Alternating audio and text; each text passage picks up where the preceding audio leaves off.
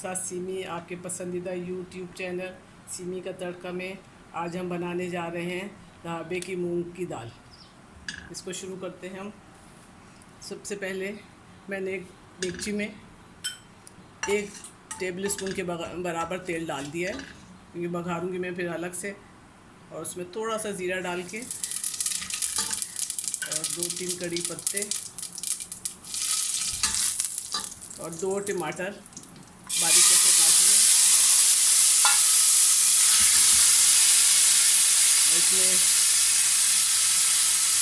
1 teaspoon मैंने मिर्च कुटी हुई डाली है और आधी टीस्पून मैंने पिसी हुई मिर्च डाली है, वो इसमें शामिल कर दूंगी। टमाटर में 1 टीस्पून मैंने हल्दी डाली है पिसी हुई।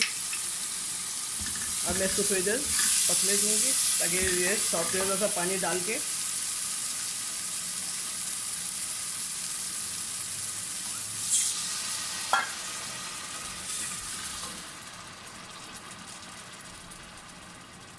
मैं थोड़ा सा पानी डाल दिया ताकि ये थोड़े सॉफ्ट हो जाएं।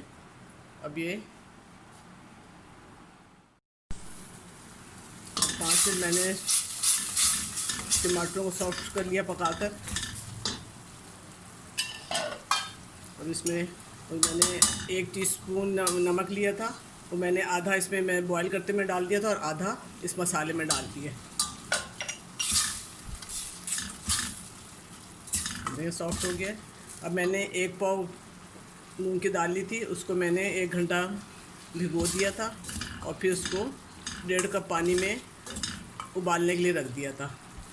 तो वो देखें वैसे इस तरह थोड़ी खड़ी खड़ी उबाल लें इसको। आप चेक करते ना कि कितना बहुत गले ना, बस खड़ी खड़ी हो तो फिर उबाल लो। मैं थोड़ा सा पानी इसके अंदर रहने दिया ताकि ये इसमें सब पके, तो वो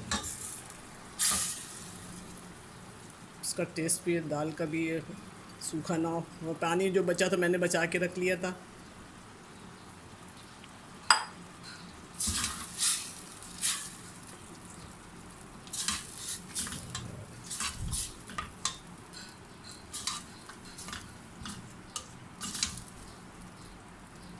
अब ये थोड़ी देर पकेगा, 2-3-4 मिनट बस पकाएं। और ज़रा सा ये पानी मैंने उसका जो दाल बॉईल की थी तो बचा हुआ, तो मैं इसी में मिला दूँगा ताकि ज़रा मसाला उसमें अच्छी तरह मिक्स हो जाए दाल में।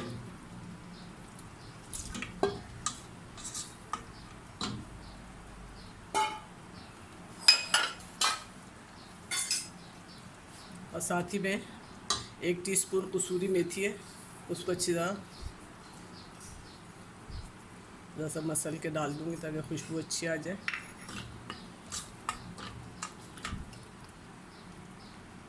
दो से 3 मिनट इसको पकने दूँगी। ये देखें दाल पक के तैयार हो गई है। अब मैं इसको उतार लूँगी। अभी मैं अब मैं दाल को मैंने हटा दिया है उस चूल्हे से। अब मैं बघार तैयार कर रही हूँ। एक पैन में मैंने 3 टेबल स्पून के बराबर तेल ले लिया है, उसमें 1 मीडियम प्याज लाल करूँगी।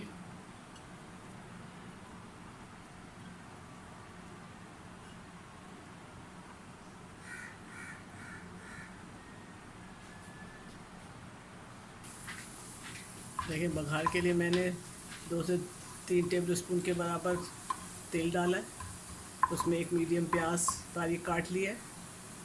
अब मैं इसके अंदर 2 से 3 साबित मिर्चें,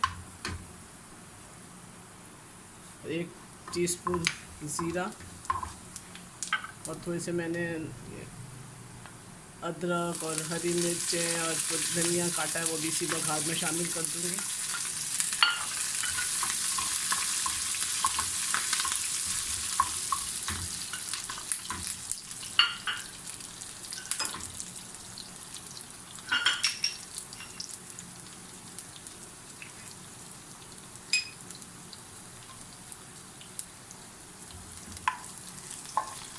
अब बघार तैयार है। अब मैं दाल के ऊपर इसको डाल दूँगी।